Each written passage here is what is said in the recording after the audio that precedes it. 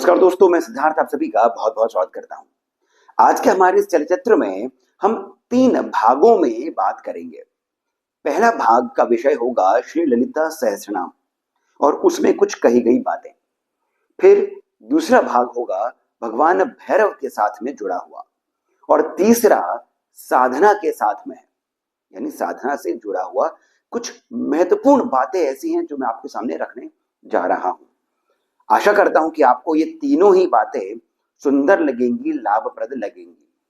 तो अब बिना किसी विलंब के आइए चर्चा करते हैं पहले भाग की। श्री ललिता सहस्रनाम के फलश्रुति में 3 नाम आते हैं। एक नाम आता है शरभेश्वर का, फिर दूसरा नाम आता है मार्तंड भैरव का और तीसरा नाम आता है क्षेत्रपाल का। और भी कुछ नाम आते हैं, जैसे भगवती देवी प्रतंगिरा का भी नाम आता है, परंतु यहां पर हमारा जो विषय है वो भगवान भैरव से जुड़ा हुआ है, इसलिए हम चर्चा उसी की करेंगे। पहला नाम जो आता है शरभेश्वर का, ये भैरव के ही एक अवतार है, यानी एक रूप है। अष्ट भैरव जो आते हैं इनके भी विभिन्न नाम आपको अलग अलग तंत्रों में मिल जाते हैं। इनके बाद में कुछ और भैरव के नाम आते हैं जो अष्ट भैरव में नहीं है, जैसे कि स्वर्ण आकर्षण भैरव। उन्हीं में एक और आते हैं श्री शरभेश्वर, यानी शरभ भैरव। इनकी उत्पत्ति की जो कथा है वो भगवान नरसिंह के साथ में जुड़ी हुई है, परंतु हम उस पर चले उससे पहले थोड़ी सी चर्चा हम करते हैं श्री ललिता सहस्त्र नाम के साथ में इसका क्या जुड़ाव है। तो यहां पर जो फलश्रुति है उसमें यह कहा गया है कि जो भी श्री ललिता सहस्रनाम के पाठ करने वाले के प्रति कुदृष्टि रखता है, एक दुष्ट भाव रखता है, उसका अंत किसी भी रूप में, कुछ बातें यहां पर बताई गई जैसे उसको अंधा कर देते हैं या फिर उसका अहित कर देते हैं, इस प्रकार से बताया है। परंतु मूल में यह आता है कि जो भी भगवती ललिता का उपासक है, जो इस ललिता सहस्त्र नाम का पाठ करता है, एक बार भी पाठ कर लेता है, उसके प्रति यदि किसी का दुर्भाव है, दुर्व्यवहार होता है, तो भगवान शरभ जो हैं ये उस दुष्ट का अंत कर देते हैं। इसी प्रकार से ये बात आती है मार्तंड भैरव के प्रति भी, कि मार्तंड भैरव भी इतने उग्र हैं या फिर वे इतने रुष्ट हो जाते हैं उस व्यक्ति के प्रति जो भगवती ललिता के उपासक के लिए कुछ दुर्भावना रखता है। और फिर ऐसा ही कहा गया है क्षेत्रपाल के लिए भी, कि क्षेत्रपाल भी ऐसा ही कुछ करते हैं, पुनः उसके प्रति जो श्री ललिता के उपासक के लिए कुछ बुरी भावना रखता है। अब ये जो तीनों नाम हैं, शरभ, मार्तंड और क्षेत्रपाल, ये तीनों अलग अलग नाम तो हैं, परंतु ये चिन्हित एक ही को कर रहे हैं और वो है भगवान भैरव। भगवान भैरव ललिता सहस्त्र नाम के साथ में जुड़े हुए हैं। श्री बटुक भैरव जो हैं, ऐसा योगिनी हृदय नाम का एक बहुत ही विस्तृत तंत्र का ग्रंथ है, उसमें आता है कि श्री चक्र का जो बाह्य भाग है उसमें गणपति के साथ में बटुक भैरव अपनी शक्ति, उनकी एक शक्ति है, बटुक भैरव की भी एक शक्ति है, उनके साथ में इस बाह्य द्वार की रक्षा करते हैं। भगवान भैरव का सीधा जुड़ाव है श्री ललिता के साथ। उसी प्रकार से 10 महाविद्याएं जो हैं उनमें भी प्रत्येक महाविद्या के साथ में जुड़े हैं भैरव। तो बात यह आती है कि यदि आप ललिता सहस्रनाम का पाठ करते हैं तो भगवान भैरव की कृपा आपको यूं ही अनायास ही बिना आपके मांगे प्राप्त हो जाती है। तो यहां पर हम भगवान भैरव की एक कृपा भी हम देख सकते हैं कि कितनी सहज है। भैरव नाम से लोगों को भय भी लगता है। भैरव नाम से तांत्रिक इत्यादि जो कई सारे और व्यक्ति हैं जो यूट्यूब वगैरह पर भी आते हैं, वे एक भय उत्पन्न कर देते हैं कि इस प्रकार से पूजन नहीं करना चाहिए, ये सब नहीं चढ़ाना चाहिए इत्यादि।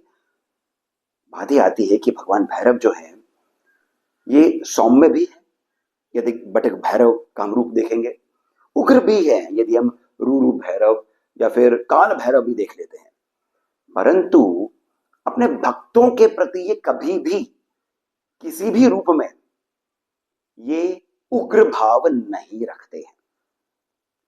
आप भगवती ललिता की उपासना करें, भगवती दुर्गा की उपासना करें, किसी भी 10 महाविद्याओं में से किसी की भी उपासना करें, भगवान भैरव की कृपा आपको सहज ही प्राप्त हो जाती है। इतने दयालु हैं भगवान भैरव।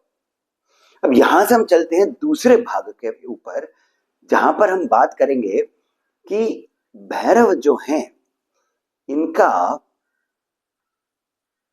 जो मंत्र है, इनकी जो साधना है, उसमें हम किस प्रकार से आगे बढ़े, क्योंकि भैरव जो हैं ये त्वरित रूप से आपको अपनी शक्ति का अनुभव करा देते हैं।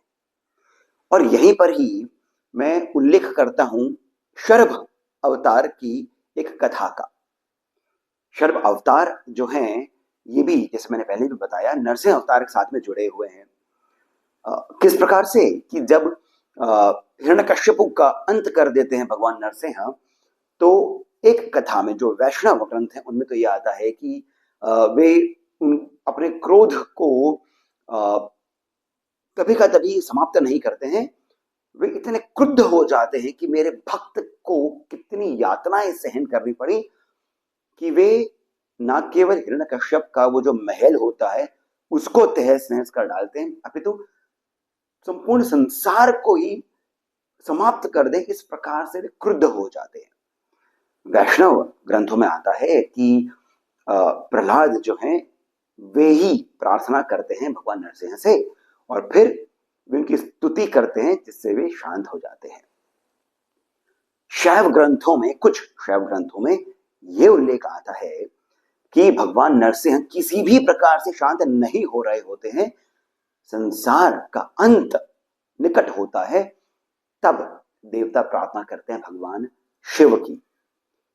भगवान शिव भी जानते हैं कि ये जो अवतार है भगवान विष्णु के, ये बहुत ही उग्र है, तो किसी भी प्रकार से ये शांत नहीं हो सकते हैं जब तक कि रूप वैसा ही कुछ क्यों ना हो जैसा कि भगवान नरसिंह का है, क्योंकि बात यहां पर शक्ति की हो रही है। तब भगवान शिव अलग सा ही एक रूप धारण करते हैं जिसमें एक पक्षी भी है, एक सिंह भी है और एक अन्य कोई रूप भी है। ऐसे एक नाना आकृतियों को जोड़ करके भगवान शंकर का, भगवान शिव का एक रूप आ जाता है जो मुख्य रूप से पक्षी है, जिसे हम शर्भ कहते हैं। इसमें गरुड़ भी आते हैं, सिंह भी आते हैं। ये अवतार लेकर के भगवान शिव भगवान नरसिंह के साथ में युद्ध करते हैं। अपनी संपूर्ण शक्ति लगा करके भी भगवान नरसिंह जब ये देखते हैं कि ये जो एक विचित्र सा एक जीव है ये रुक नहीं रहा है, तब उन्हें इस बात का आभास होता है कि ये सामने और कोई नहीं, शिव ही है, क्योंकि शिव ही हैं जो भगवान विष्णु की शक्ति लिए हुए हैं, विष्णु भी शिव की शक्ति लिए हुए हैं, एक ही है। तब जाकर के भगवान विष्णु का क्रोध शांत होता है। अब इसी के साथ में जुड़ी हुई एक और अन्य कथा है जो कि एक लोक कथा के रूप में है, परंतु इसे सत्य ही माना जाता है। कथा वाराणसी की है, यानी काशी की है, और बहुत पुरानी नहीं है, कुछ समय पहले की बात है। एक ब्राह्मण थे, अपनी पत्नी के साथ वे काशी में ही रहते थे और वे भगवान भैरव के, शर्भ भैरव के बहुत बड़े उपासक थे, परंतु उनका एक नियम था कि वे ना ही किसी से कुछ लेते थे ना ही किसी से कुछ मांगते थे। जिसके कारण उनकी पूरी जीवन यात्रा जो है वो गरीबी में थी, दरिद्रता में बीत रही थी। कुछ समय तक तो उनकी पत्नी ने उनका साथ दिया, परंतु कुछ समय बाद, यानी कुछ वर्षों बाद, पत्नी की भी हिम्मत टूट सी गई कि इतनी दरिद्रता क्यों देखे। तब एक बार उनकी पत्नी ने उन्हें डांट दिया, इस प्रकार से कहा कि तुम्हारे ये जो देवता हैं, इनकी शक्ति क्या ही है कि इनके कारण मेरे पुत्र जो हैं वे भूखे सोते हैं, हम इतनी दरिद्रता में रहते हैं, क्या ही शक्ति है तुम्हारे देवता में। जब इन ब्राह्मण ने अपने इष्ट भैरव, शरभ, इनके बारे में ऐसे कटु शब्द सुने तो इन्हें बड़ा दुख हुआ। ये घर छोड़ करके कुछ समय के लिए बाहर चले गए। अभी सोच रहे थे कि पत्नी ने जो बात कही है वो मेरे इष्ट के लिए कुछ दुर्भावना तो नहीं है, परंतु सत्य यह है कि यदि संसार में रहते हैं तो कुछ तो आपके पास में धन इत्यादि होना चाहिए। तभी किसके पास जाएं? किसी से कुछ मांगने का तो इनका नियम था ही कि नहीं मांगेंगे। तब इन्होंने सामने देखा कि श्री नरसिंह और लक्ष्मी का एक मंदिर है। इन्होंने सोचा कि यही तो नियंता है, विष्णु ही तो पालक हैं इस पूरे संसार के, उन्हीं से ही कुछ बात करी जाए। तब ये पहुंचते हैं भगवान नरसिंह के मंदिर में, परंतु अयाचक का जो इनका एक भाव होता है कि ये याचना नहीं करते हैं, ये मांगते नहीं थे। तो ये भगवान नरसिंह के उस विग्रह के सामने आकर के केवल खड़े रहते हैं। भाव केवल श्रद्धा का है, भक्ति का है, परंतु केवल खड़े रहते हैं, मांगते नहीं अभी भी।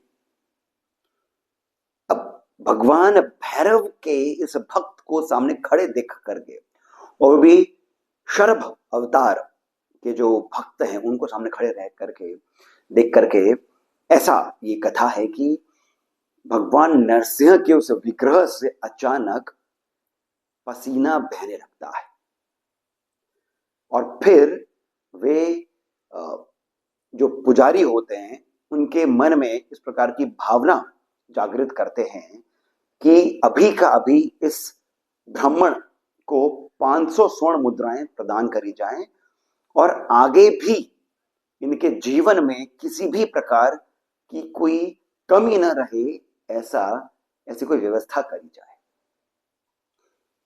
ये जो एक पूरा प्रकरण है, इसे सत्य माना जाता है।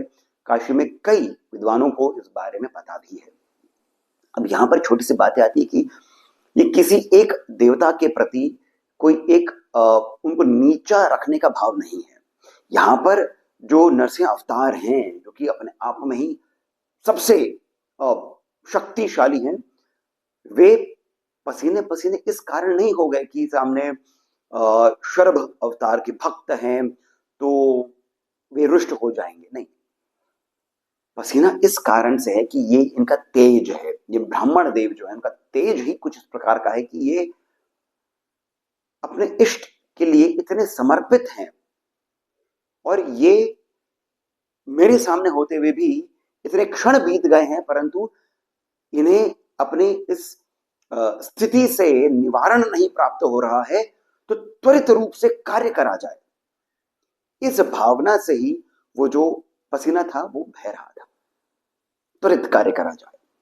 तो यहां पर बात यही आती है कि जो भैरव के उपासक हैं उन्हें मांगना नहीं पड़ता है, उन्हें किसी भी प्रकार से याचना नहीं करनी पड़ती है स्वयं भैरव के सामने।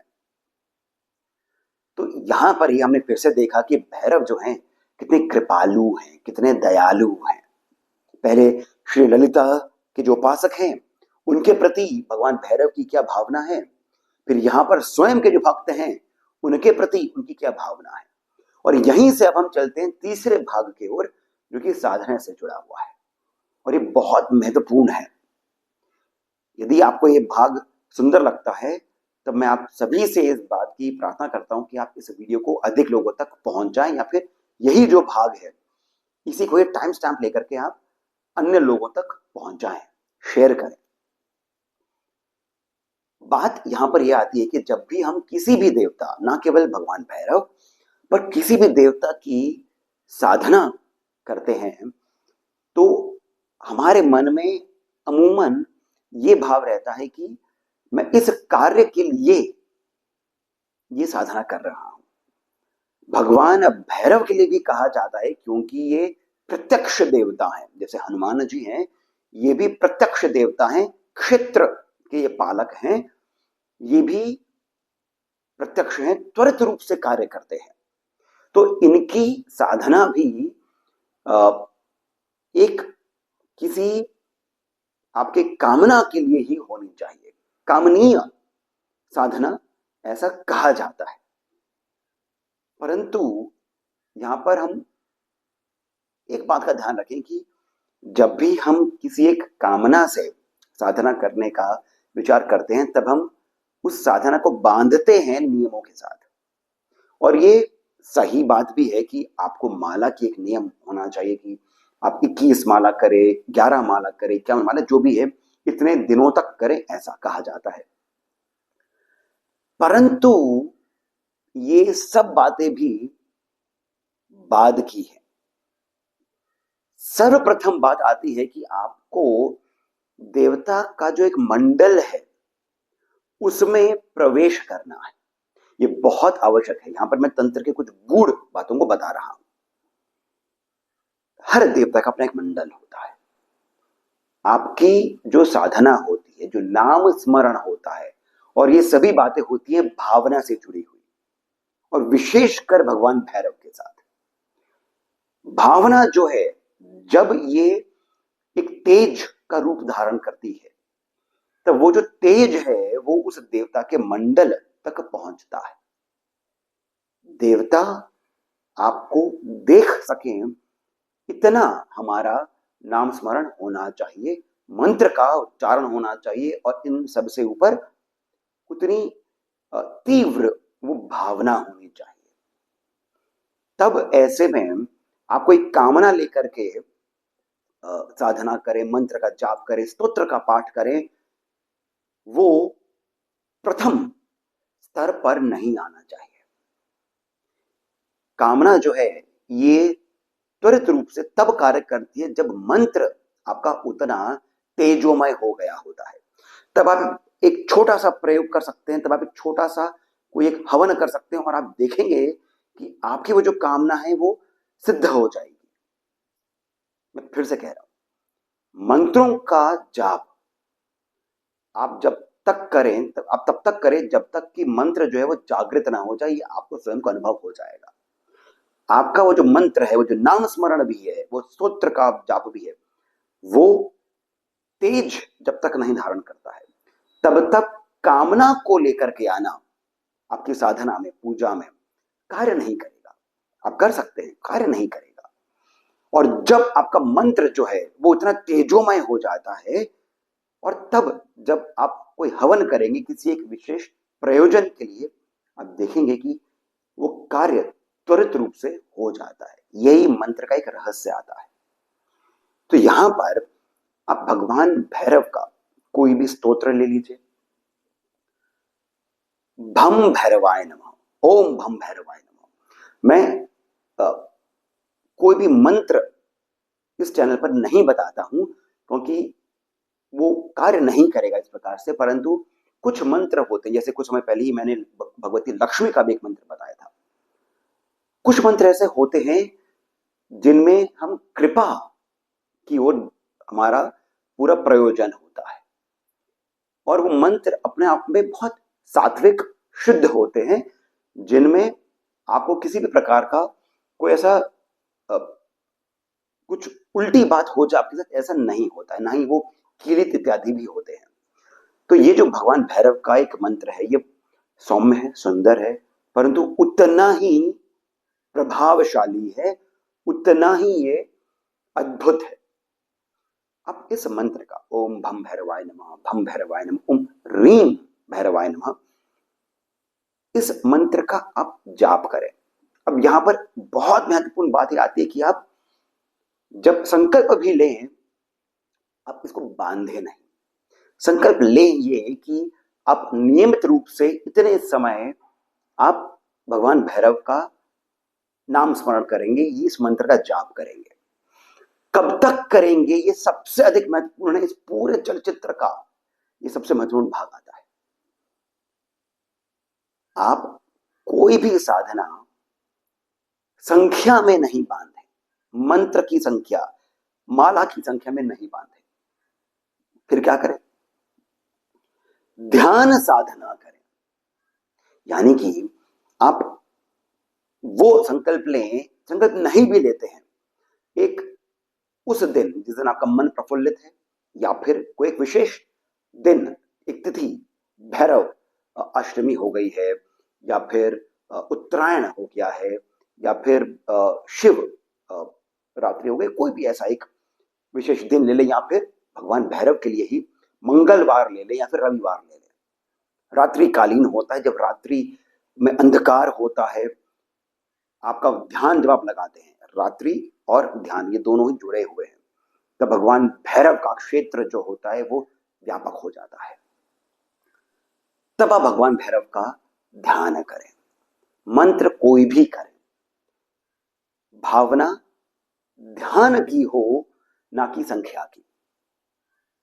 स्मरण मंत्र का हो, भगवान भैरव के विग्रह का हो, ना कि संख्या का, ना कि समय का। तो साधना आप संख्या लेकर के नहीं करें, समय लेकर के नहीं करें। आप देखेंगे कि आपके भीतर जो बदलाव आएगा कितना त्वरित होगा। कृपा भगवान भैरव की कितनी अद्भुत रूप से तुरंत कार्य करती है, इससे बढ़िया और कोई उपाय नहीं कोई दे सकता है। तो मैं इस लंबे से चलचित्र को यहीं पर ही विराम देता हूं, इसी बात के साथ कि अपनी साधना को आप शुद्ध रखिए, क्लिष्ट नहीं बनाइए, सिंपल रखिए। जोर भावना पर दीजिए, कृपा पर दीजिए। कोई भी देवता हो, कोई भी देवी का स्वरूप हो, सभी आपके इस निमित्तमय जीवन को सुखमय बनाने के लिए इन किसी भी देवी देवता का एक कटाक्ष भी काफी है। कटाक्ष यानी दृष्टि भी काफी है आपको करोड़पति बनाने के लिए, सभी शत्रुओं का दमन करने के लिए। आपको कुछ मांगने की आवश्यकता नहीं है। तो यदि आपको ये चलचित्र, इसमें कही गई बातें सुंदर लगी हो, लाभप्रद लगी हो, तो कृपया करके इस वीडियो को लाइक अवश्य करिए, हमें सब्सक्राइब करना नहीं भूलें। कमेंट सेक्शन में भी मुझे बताएं कैसा लगा, और कमेंट में ही पहला कमेंट जो पिंड है वहां से पेटीएम, जीपे इत्यादि के माध्यम से जितना अधिक हो सके आप हमें श्री सहयोग भी प्रदान करें, बहुत अधिक प्रोत्साहन मिलता है। इसके साथ मैं सिद्धार्थ आपसे जानकारी लेता हूं। धन्यवाद।